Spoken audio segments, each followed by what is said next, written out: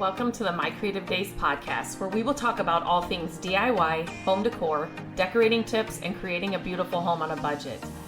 I am hoping our time together will spark a creative idea, help you plan your next DIY, or inspire you to finally tackle that project you keep putting off. Grab your favorite cup of motivation and let's chat.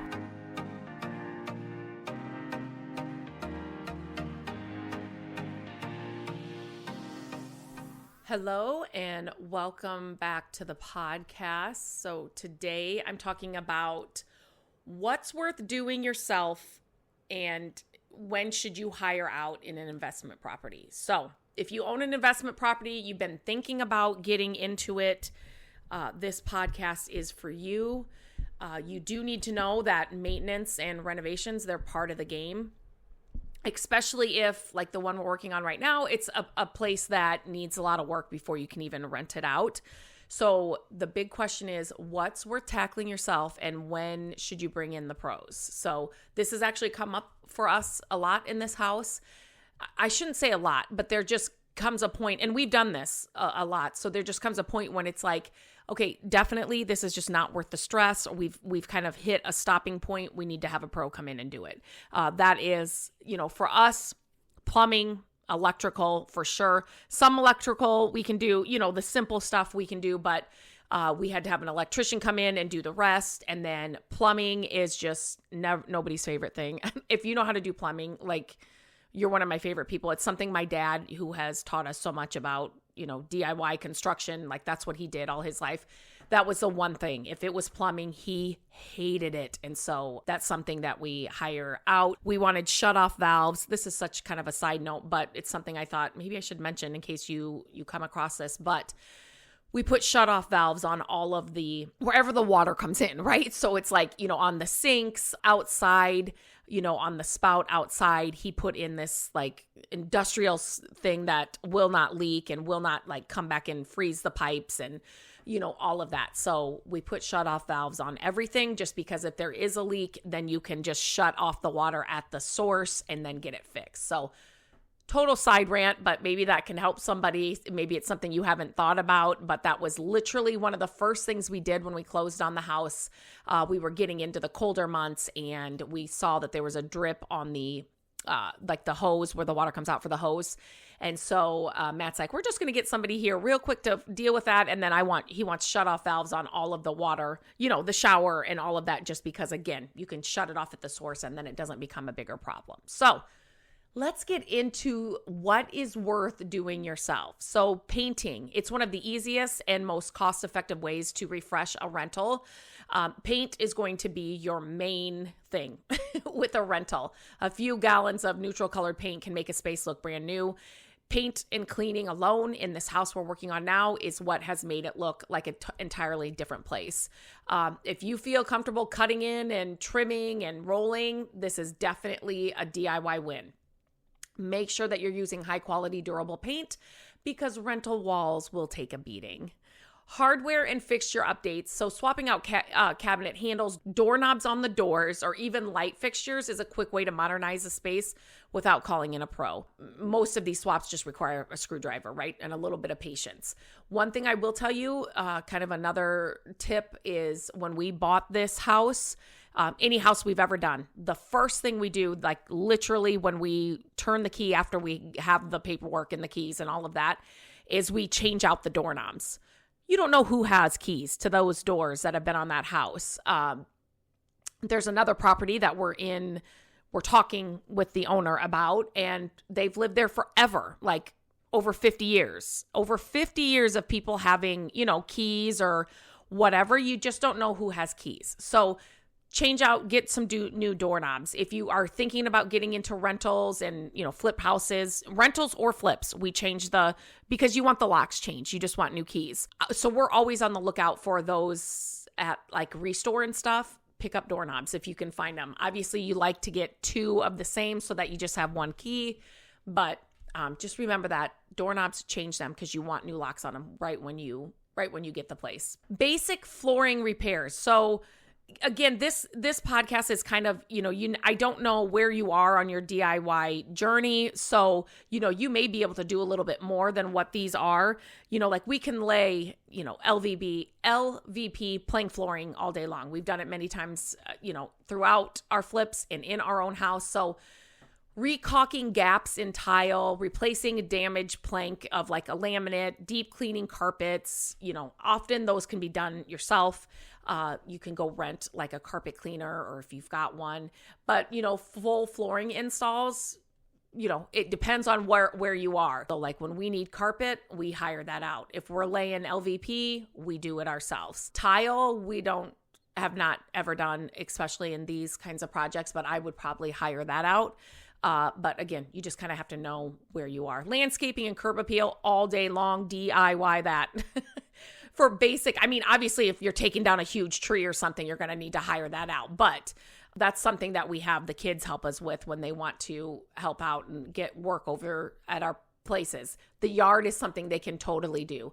Landscaping and curb appeal is something you can do yourself. Patching drywall and touch-ups. So small holes and scuffs happen in rentals. So learning how to patch drywall, doing minor touch-ups will save you from hiring somebody to come in. So funny fact is the person that we bought this house from, we have bought a couple of other properties from, and she kind of inherited, I don't know if that's the right word, all of these properties when her husband passed away unexpectedly. And so, she literally, like when we were walking through this, she said, I literally have to hire somebody to come, she said, hang a picture. Obviously, if you're renting it out, you're not hanging pictures, but she said, I literally have to hire somebody to do that. She said she cannot do any of it because we were talking about the pros and cons. I could sit and talk about this stuff with people all day long.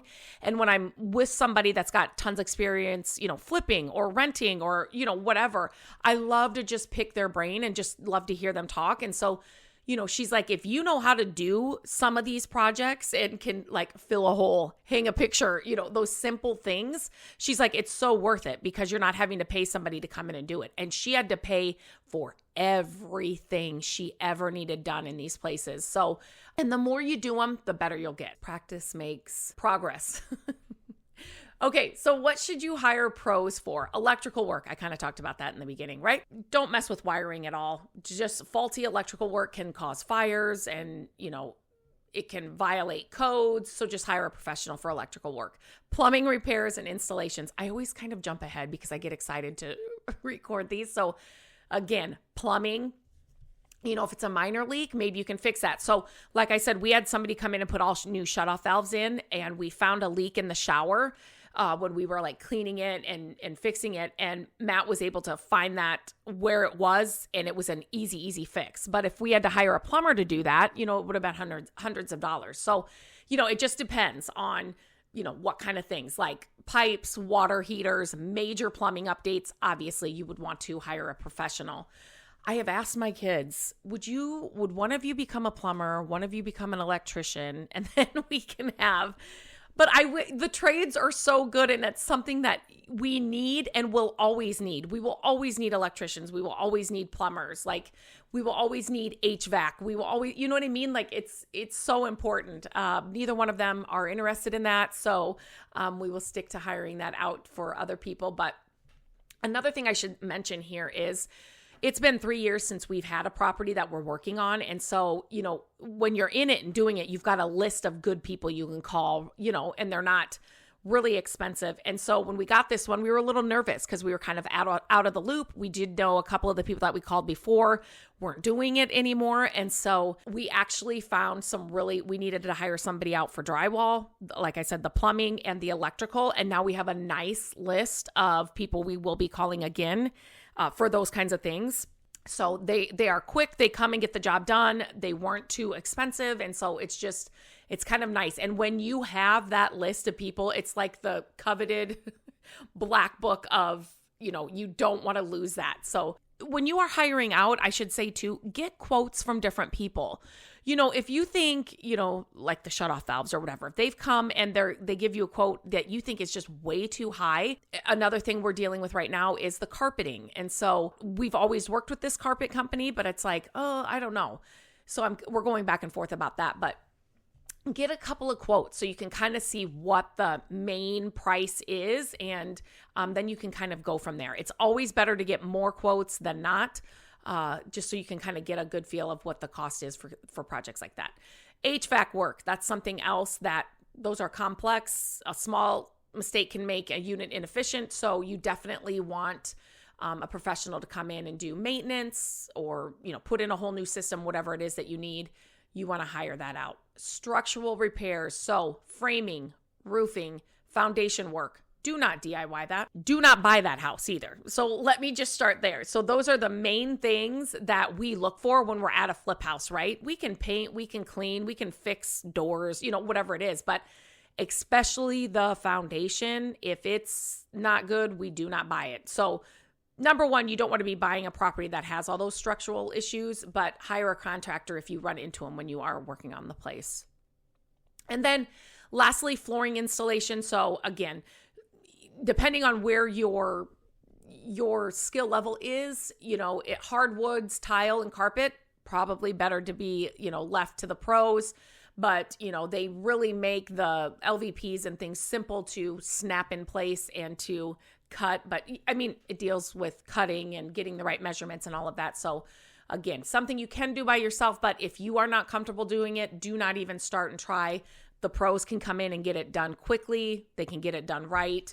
And time is money. Time is money in these projects. So kind of my final thoughts, the key to maximizing your rental property's value is knowing when to DIY and knowing when to call in the professionals. Saving money is great. It's always our goal, but not at the expense of quality, safety, or long-term costs, right?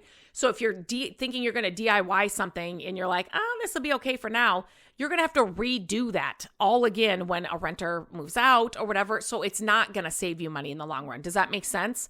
Like if you have to redo this job every time somebody moves out or, while somebody's in there and it's just not holding up, you're going to pay more in the long run.